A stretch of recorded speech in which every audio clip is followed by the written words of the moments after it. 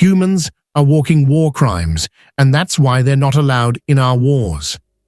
Professor Luthkor's declaration hung in the air as his class of alien students sat in stunned silence.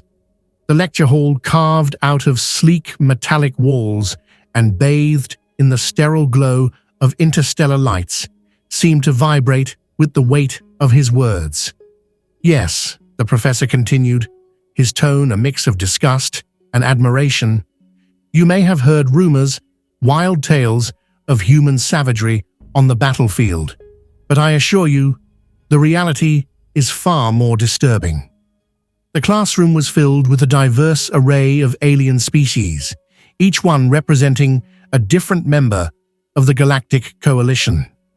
There was the seven-limbed Crixor, whose large, multifaceted eyes blinked rapidly in what could only be interpreted as nervousness. The hulking Vorsk, with his thick armored hide, leaned forward in his seat, a frown creasing his ridged brow. Even the usually serene and emotionless Zilak, with their translucent, jelly-like forms, seemed to ripple with unease.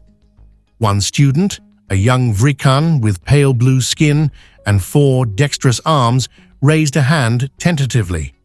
"But Professor Luthkor, aren't humans physically weaker than many of the species in the Coalition? How could they possibly be considered so dangerous?" Luthkor turned his gaze to the student, his large, dark eyes narrowing slightly. "Ah, you see, it is not their physical strength that makes them dangerous.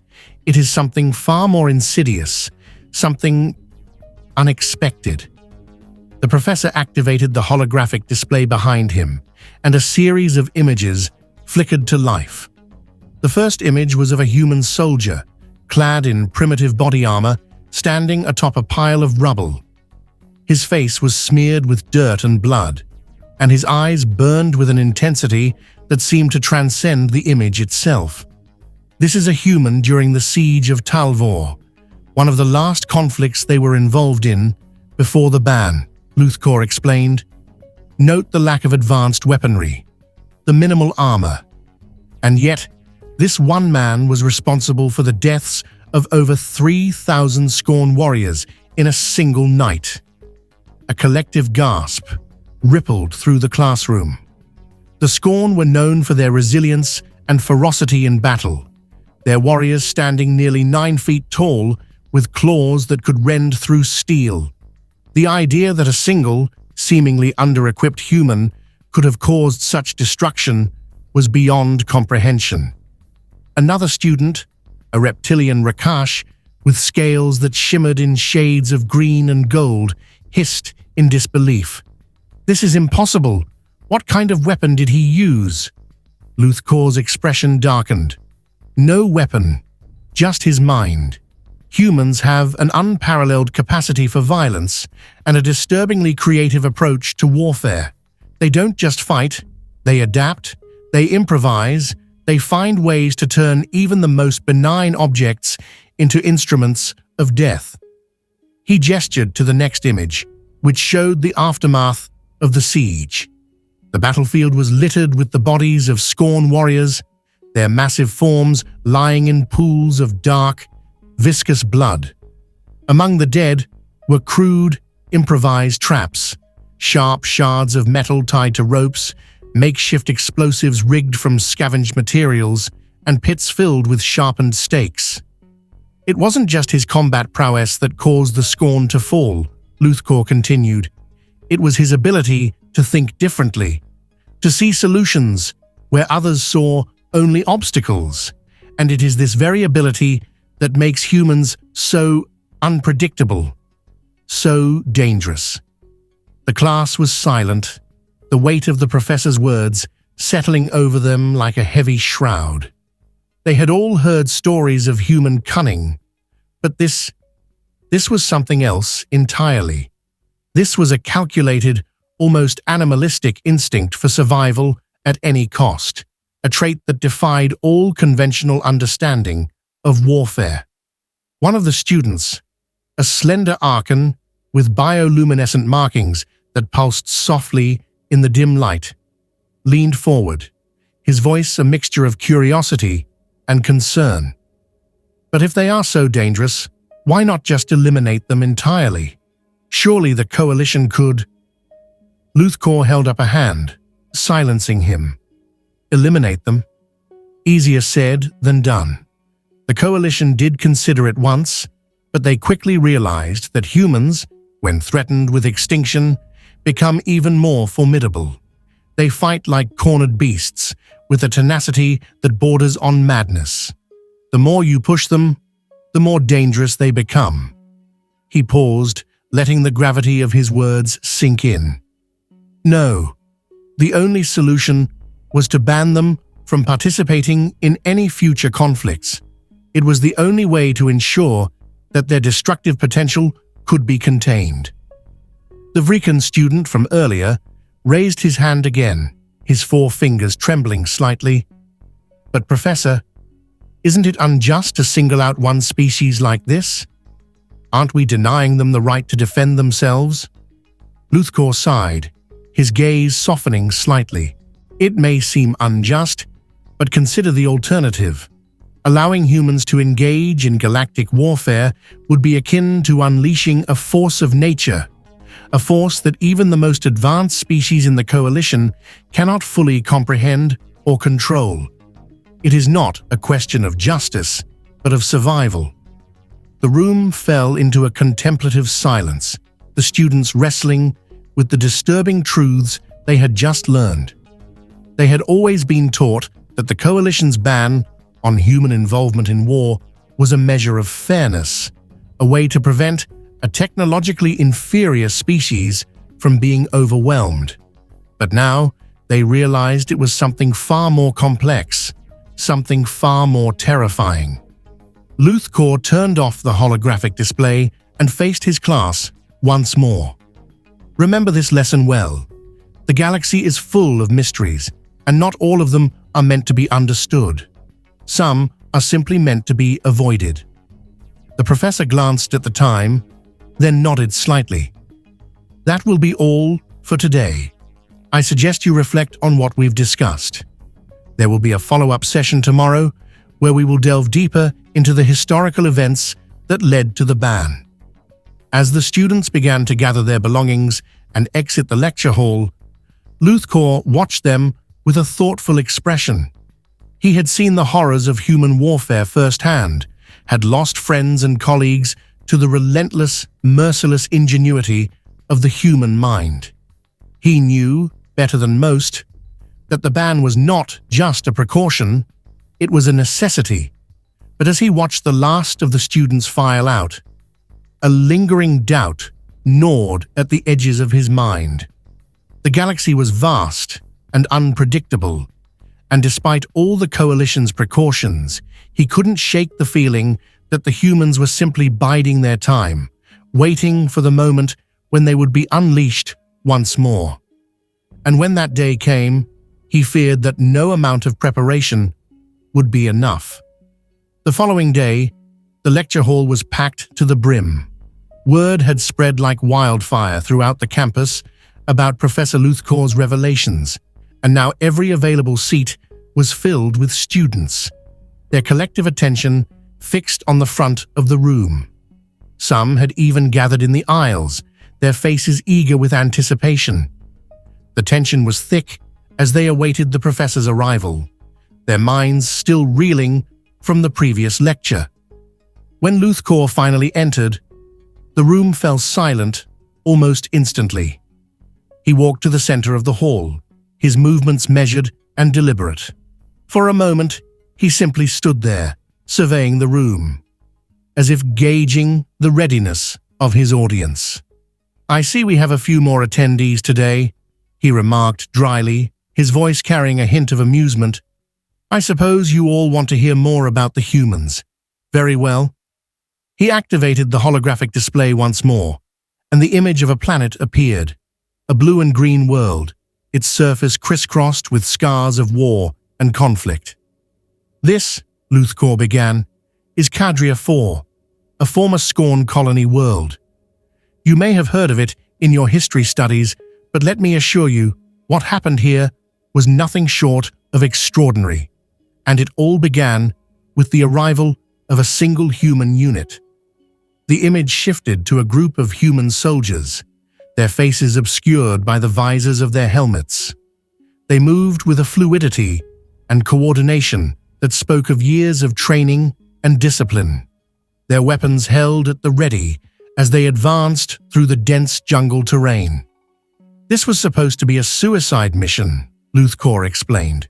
The coalition needed to delay the Scorn long enough for our main forces to regroup, and this human unit was tasked with holding them off.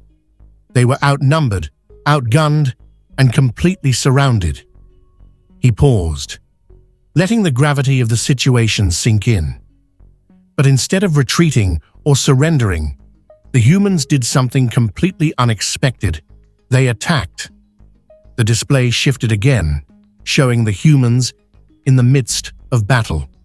They moved like phantoms through the underbrush, their weapons spitting fire as they engaged the Scorn with a ferocity that bordered on madness.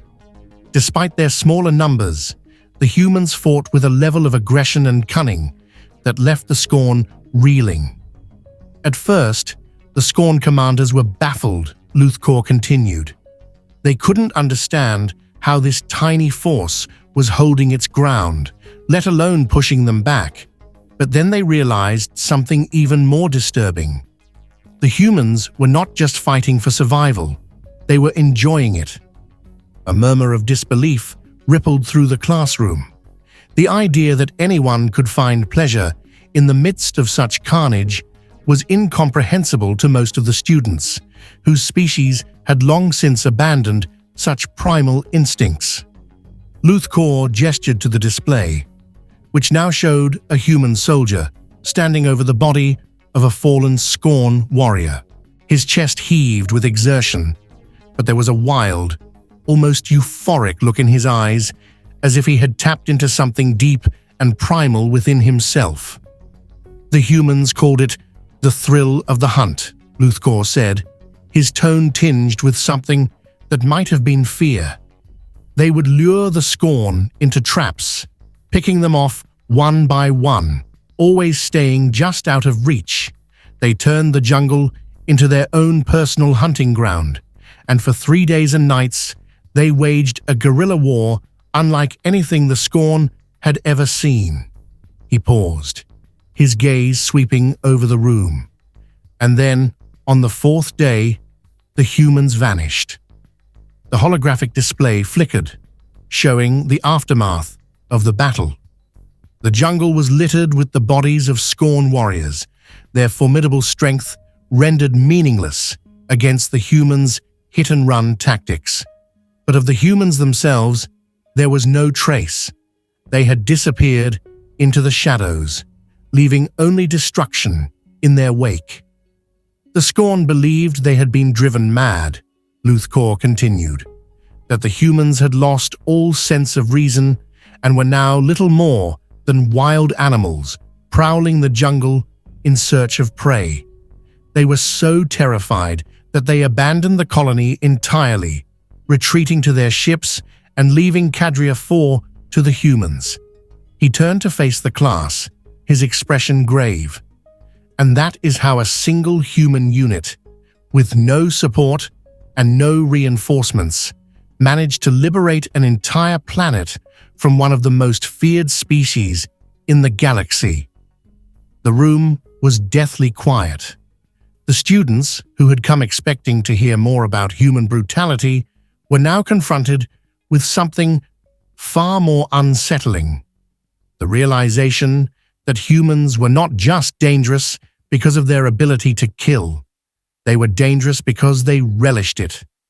They had found a way to turn war itself into a game where the stakes were life and death, and where they always seemed to come out on top. One of the students, a young Zilak whose translucent body was trembling slightly, raised a tendril. "Professor, if the humans are so skilled in warfare, why don't they wage war on us? What stops them from conquering the galaxy?" Luthor's expression softened slightly, and he let out a long, slow breath. That, my dear students, is the question that haunts every member of the coalition. We don't know why they haven't turned their sights on us. Perhaps they are content to live in peace. Perhaps they are waiting for the right moment. Or perhaps they simply haven't found a worthy opponent yet. He let those words hang in the air, a chilling reminder of the uncertainty that surrounded the humans. The class had come seeking answers, but all they had found were more questions. Questions that no one in the galaxy seemed to have the answers to.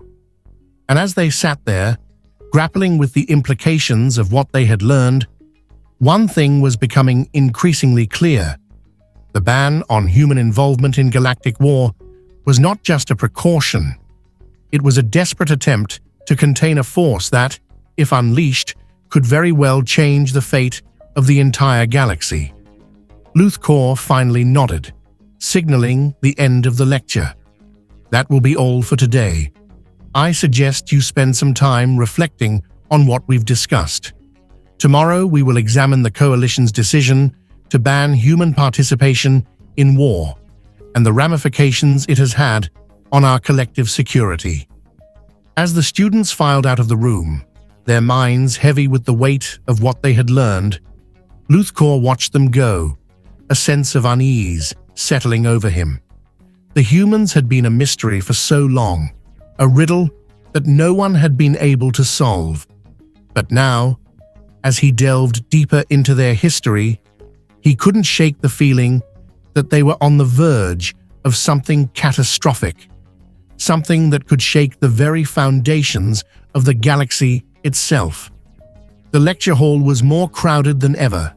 Word had spread across the entire campus, and even beyond, that Professor Luthor was revealing secrets long buried, truths that had been shrouded in mystery and fear. Today was the day he would address the most pressing question of all, the true reason humans were banned from galactic warfare. As the professor entered the hall, the atmosphere was electric with anticipation. He moved to the center of the room, with a somber expression, his usual confidence tempered by the gravity of what he was about to share.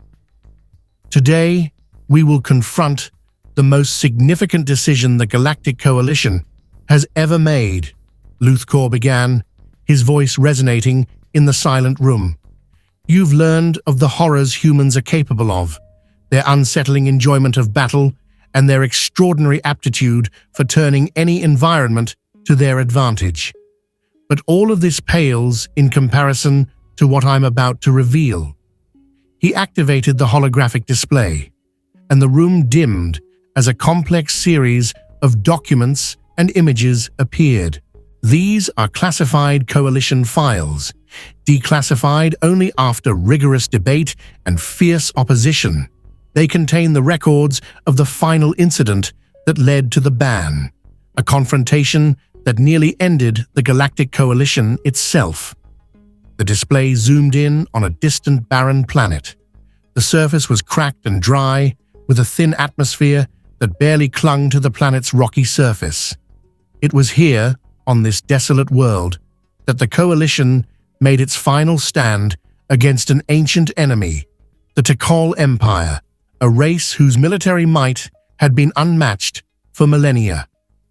The Tikal were on the verge of conquering the galaxy, Luthor said, his voice low. They had pushed the Coalition forces to the brink, and in our desperation, we turned to the humans. We begged them to intervene, to save us from annihilation. Reluctantly, they agreed, on the condition that this would be their last engagement. The humans called it their final war. The hologram shifted to show the human forces arriving on the planet. But this time, there were no soldiers visible. Instead, massive, ominous structures were being deployed, fortresses that seemed to meld with the environment, bristling with weaponry and technology unlike anything the Coalition had ever seen. The humans did not send soldiers into battle, Luthor continued. They sent machines Machines that were designed not just to fight, but to annihilate. These machines were piloted remotely, operated by human commanders light years away. But what made them truly terrifying was not their firepower, but their programming. The display zoomed in on one of the machines, revealing intricate details of its design. It was sleek and deadly, with an array of weapons that could reduce entire armies to ash in seconds. But its most fearsome feature was its AI, a neural network designed to learn, adapt, and evolve. These machines were programmed with one directive: total extermination of the enemy. And they were designed to learn from every encounter, to grow more efficient, more ruthless, with each passing moment. Luthor's voice dropped to a whisper as he continued. The Tikal, once the most feared species in the galaxy, were wiped out in less than 3 days. Their entire civilization, which had stood for thousands of years, was reduced to nothing. The human machines left no survivors, no remnants of what had once been. And when the coalition forces arrived on the planet, they found only silence, an eerie, haunting silence. The room was so quiet that the students could hear their own breaths. The implications of what they had just heard were too enormous to fully comprehend. The humans had not just defeated the Tikal, they had erased them from existence. After the battle, the human commanders simply shut down their machines and left, Luthor said, his tone heavy with resignation. But the coalition was left with a grim realization. We had unleashed a force that we could never hope to control. These machines, these tools of war, were the product of a species whose understanding of violence and warfare was beyond anything we could have imagined. The hologram flickered off, and Luthor turned to face his students, his eyes filled with a profound sadness. The humans had given us victory, but at a cost we could not bear. They had shown us that war, to them, was not a means to an end. It was the end itself. They had perfected it, turned it into an art form, and in doing so, they had become something more than just a warrior species. They had become the very embodiment of war. He paused, letting his words sink in, before delivering the final blow. And that is why the humans were banned from galactic warfare. Not because they were too weak or too savage, but because they had transcended both. They had become the ultimate warriors, and we knew that if they were ever allowed to participate in our conflicts again, there would be no galaxy left to fight over. The silence in the room was absolute, each student grappling with the enormity of what they had just learned. The humans, a species they had once considered weak and primitive, had proven themselves to be the most dangerous force in the galaxy, and in doing so, they had earned a place in history that would never be forgotten. Luthor took a deep breath, his expression weary but resolute. Remember this lesson well. The galaxy is vast and full of mysteries, but none are more terrifying than the human capacity for war. Let us hope that we never have to witness it again. With those final words, he turned and left the hall, leaving his students to sit in stunned silence, their minds forever changed by what they had learned. The humans, it seemed, were not just another species. They were a force of nature, one that could never be tamed, and one that the galaxy could only hope to keep at bay.